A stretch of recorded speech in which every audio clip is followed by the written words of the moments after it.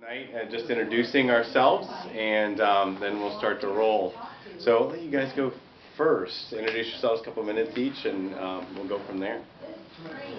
Good evening, everybody. I'm Owen Grady, and I am in the movement education field. I teach Pilates, yoga, movement rehab. My cycling background is I raced as an amateur way back in the late 70s and 80s. I guess just giving you a reference for what level of athlete I excelled to. I was able to get on the national level team. Who, what, where. Mike Neal was the coach, and Bob Roll was on the team. So, and there was some other people, Norm Alvis and a few others. And again, that was back in 79, 80, 81. Since then, I have been active riding, but I've been teaching movement, Pilates, yoga, stretching, and rehabilitative movement for about 10 years now. I started teaching full-time in 2002. I teach at Center of Balance in Mountain View, and I have a small studio in Redwood City called Motio Studio.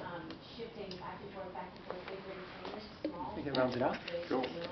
I'm Katie Kennedy. I'm a physical therapist at our Menlo Park location of Revolutions in Fitness. And I've been practicing for 9 years, since 2003, and do triathlons myself. So I've never done a pure cycling race, but I've done a lot of cycling within triathlon races. And been through plenty of injuries myself, and learned how to rehabilitate them all. Yeah.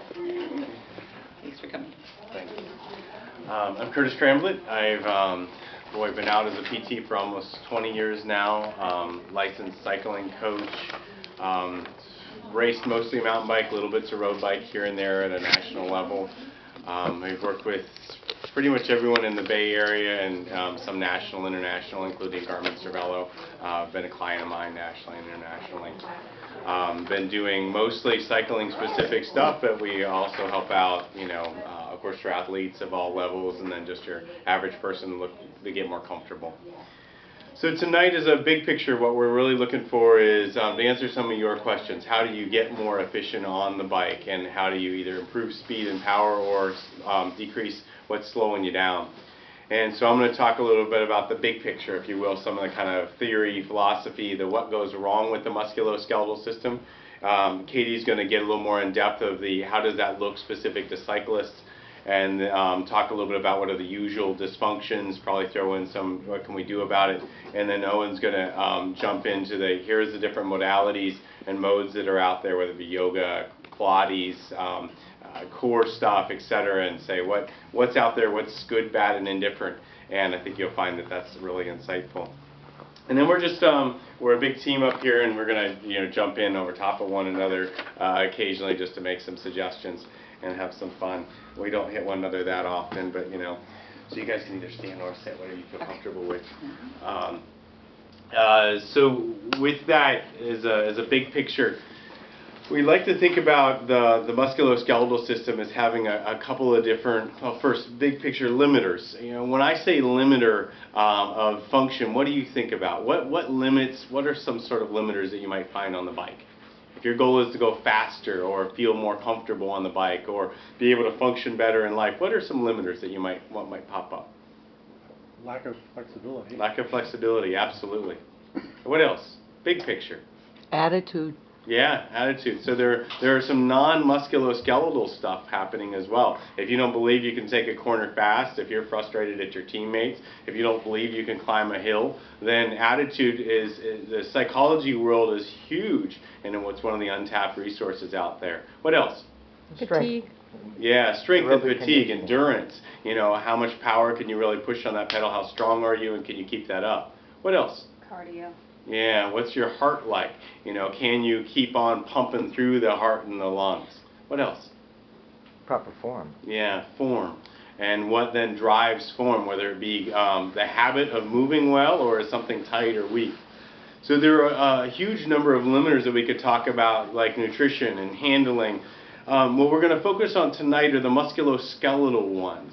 as opposed to the nutrition or attitude, but recognize those are as important, or for many people they're more important, to figure out what your individual limiter is, whether it be musculoskeletal or neural or non-body, can be really critical. I can't tell you the number of people that have, passed me on a downhill like I was standing still, and they got to the finish line first. And what was keeping me from winning that race or feeling good on the bike was my handling skills. So just remember the big picture here, and that we're talking about the musculoskeletal system tonight, and there's a lot of limiters, those things that could be holding you back from accomplishing your goals, that are also non-musculoskeletal. So if I set those aside for the moment and say musculoskeletal limiters, I want to talk about the big picture of that and the categories we like to think about. Katie and myself and Owen also subscribe to this idea of that there are kinds of things that you can either be efficient with or non-efficient with in your body. Katie and I practice a type of therapy called functional manual therapy, and the general philosophy are there are three kinds of dysfunctions, and I'm going to go in fair bit of detail for those and define them. Mechanical, what's stuck, what's tight, what's stiff. Number two, nerve muscle. How well is the brain connecting with the muscle, and does the muscle have appropriate strength to be able to push hard and appropriate endurance to keep on pushing? And then finally, if that's on the local level, what's the global level? Does the brain know how to use the glutes plus the core, the quads balanced with the glutes? The hip flexors, do they turn off at the right time? So those are the big three categories, and I want to dive into each of those bits. On a mechanical level, we like to think about mechanical. What might be stuck? What might be tight on a cyclist? Hip flexors. Yeah, really big, and Katie's going to jump into some of those hip flexors and what we can do about it, but that's one of our biggies. What does it look like when a cyclist gets stuck or tight? I grabbed this because if this is a hamstring, and we take a hamstring and we start to, there's parts of the hamstring that are nice and flexible, and there's parts of the hamstring that aren't quite so flexible, and we do a stretch on that hamstring. What do you think is going to lengthen more, the yellow or the green? Yellow. Yeah, the yellow. So unless we take and get very specifically positioned such that we're on the green, we're on the specific part of the hamstring that's mechanically tight, that's mechanically stuck, that doesn't want to appropriately lengthen, then that tissue isn't going to lengthen very well. So the first category of mechanically stuck is something that is either too short to begin with, or has this area that's quite tight in it. It might have a knot in it, it might have a couple of tissues that are bunched up, but functionally what it ends up looking like is this. And so Katie will talk about, and so will Owen talk about, what do we do about this situation? But I want you to start to get an idea that we get knots in our body. We get these areas that are stiff and stuck, and it's just stretching on it doesn't work very well. We have to start to think about how do we get specific with our flexibility to untie these knots and to start to lengthen the specific area of the muscle. Will you do me a favor and keep time for me? 20, 25, there you go, as I throw that at you. So if that's our first kind of mechanical dysfunction, we've got knots, or we've got something that's short and stiff, tight, stuck. The second kind of dysfunction is we have something that's stuck on something else. What do I mean by that? Our body has layers. It has a skin layer, if you will. And the skin, if it's this shirt, is supposed to be able to slide on the layer underneath, that fascial layer. That fascial layer is supposed to be able to then slide on the muscle layer underneath. So if you can imagine for a moment, that duct tape right there, you can imagine for a moment that this is some skin. And that skin has an area that's stuck. Yeah, you're like, oh my gosh, what's he doing? Ow. And so this area right here in my hamstring, this piece of skin or this piece of fascia is stuck to the layer below. And now I'm on the bike and I go to push down and my body goes, I really don't want to tug on that. So if my knee or my hamstring can't lengthen because one layer is stuck on the next, the body says, I've got to compensate for that. So if the knee won't straighten out all the way, or if the hamstring's tight, then my pelvis goes, oh, I can get to the bottom of that pedal stroke. Or if I'm walking, I stop here, my hip goes, oh, I can get to the bottom of that. So that can be a pec that's tight, a muscle that's tight and stuck on a layer underneath.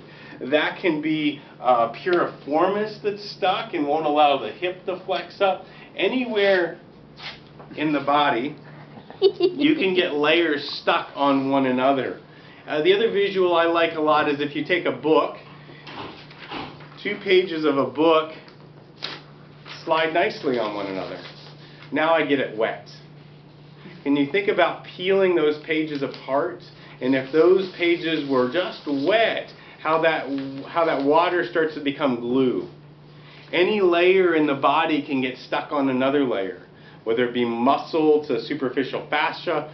Speaking of superficial fascia, please, anyone not? Don't look. Just listen. You're not gonna Just like it. listen. The superficial fascia, Read it. yeah, Down. is not only a layer that can get stuck on the layer above, i.e. the skin, it's a layer that can get stuck on the layer below the muscle. Any muscle can get stuck on another one. That's waking up. In this fascia, if you can imagine our skin, or each layer is a bodysuit. If anyone's raced and had a full skin suit, it's one continuous piece.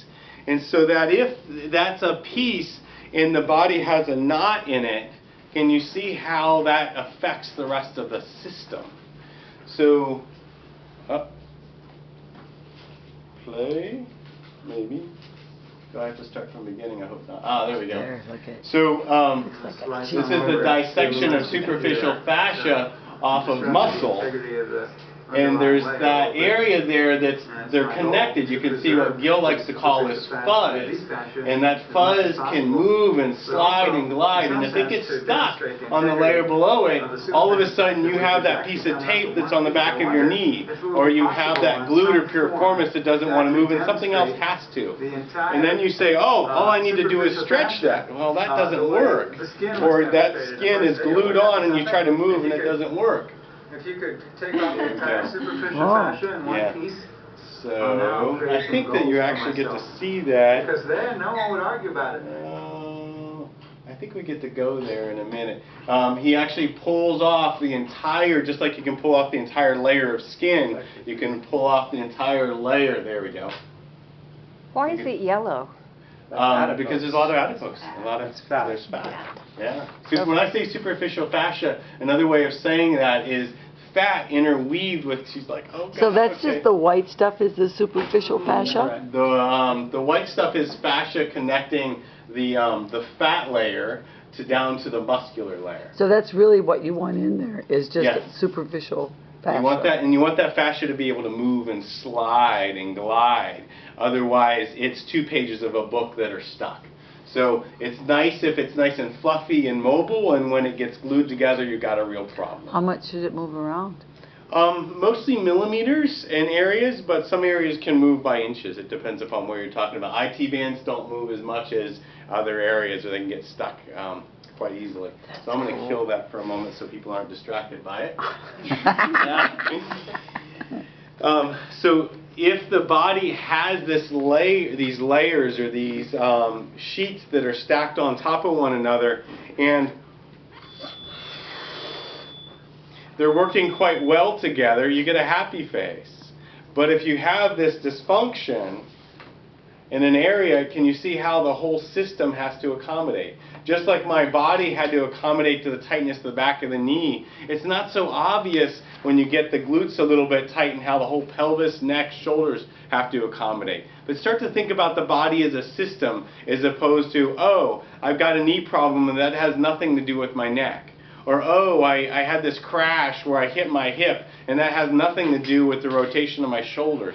Start to think about the body as a system where you get these areas of stuckness in them. So that's big picture number 1. Think mechanical, think stuck, think tight together. Number 2, think about knots. We need to untie these knots and get things from sticking to one another, mechanical. Second, what we call neuromuscular. Nerve meaning the brain and the nerves coming out of the brain down to the muscles, and how well that connection, those telephone wires going from here to here work. And once the signal gets down to the muscle, does that muscle have the ability to produce force? And can that muscle produce force again and again and again, endurance? So you think, well, that's easy. You know, our brains can communicate with our muscles. There's not a problem with that. But here's the amazing thing. If you took two fingers and tied them together for 20 minutes, and you watched your brain in a functional MRI, and the brain was trying to move those two fingers and they're tied together, the brain starts to see those two fingers as one. And if you watch the brain, even after you untied those two fingers 20 minutes later, instead of the brain having a map for this finger and a map for this finger and being able to control each of these fingers with good coordination, the brain after just 20 minutes is going to see those two fingers as two. So two fingers is one. Thank you. I'm like, wait a minute, that didn't sound right. I just got a lot of dead stares. So it starts to see those two fingers as one finger. That sounds kind of odd. Why in the world would the brain want to change like that? Well, the more things that are differentiated in the body, the more glucose and the more energy the brain has to use in order to see each of these things individually, in order to keep those maps pretty clear. So the more it says, oh, if I'm not using these as individuals, then I'm just going to lose that ability to see them as individuals. If you don't use it, you will lose it. Or you put it, and by the way, that's nice research that's been done, and multiple things that have followed up with it. Like you put your elbow in a cast for 3 weeks and you watch the right side of the brain and the left side of the brain and say, what's the difference after 3 weeks? The area that sees the right elbow is already started to shrink, literally shrink. So that muscle, not only has the muscle gotten weak, but the area of the brain that controls those muscles have gotten weak. And the coordination in those joints have already diminished. So you start to lose control on a very local level of that muscle and the coordination of that joint very fast. So the first part of neuromuscular is, can the brain connect with it efficiently? Does anyone here play an instrument or have played an instrument in the past? Mm-hmm. Yeah? Give yourself 2 weeks, and how good are you at that instrument after 2 weeks? Have you already started to change in your coordination? If you don't use that coordination, if you don't use that, the brain starts to lose specific and isolated control of that muscle on a local level. One more example, and then I'll get off of that. So if you've had a low back injury, or I think we're going to be able to say this across all joints pretty quickly. If you've had a low back injury and you've injured your L4, L5 disc down in your low back, you were this lucky guy, I think it's 3, 4. You? That's 3, 4 there. Yeah. Here's L5, 4, 3. You've had a little disc, or you've had a little sprain or strain down here. There's all these little muscles down in here that help control the back. Some of these muscles roll around and they're transverse abdominals. Some of these muscles are at the top and they're the diaphragm, or they're at the bottom in your pelvic floor. As a big picture, what I want you to think about is you have a core that surrounds this spine and connects you to the top of your torso. If you've had an injury of your low back, and that pain's gone long time ago, it's 5 years later, it's 10 years later, and we put a little sensing needle in there and watch the activity of that muscle. 5 or 10 years later, those local core stabilizers at that muscle is shut down. Those muscles are no longer working. You haven't had pain in 5 or 10 years, but your brain still has not connected with that because it's been wearing a brace. It's had those two fingers tied together. You've lost the local control and local coordination. So now it's 5 or 10 years later and you're climbing a hill hard and your back needs stability at this segment, and the brain says, I really want to control that because he just put 400 watts down on that pedal, and this baby, that quad and that glute fired hard, and that pelvis started to move, and I need stability here. And that muscle goes, well, I really don't remember how to do that. And the back goes, ow, that's a problem. So local muscle coordination control is critical, and we lose it, and we need to be able to find that again. So local muscle control, that muscle then, once it's awake and you start to see those muscles individually, you obviously need to grow the strength in that muscle. Just because you know how to use it doesn't mean it's strong. Just because you know how to bend your elbow and use your biceps, it doesn't mean it can lift 20 pounds or push down to 300 watts.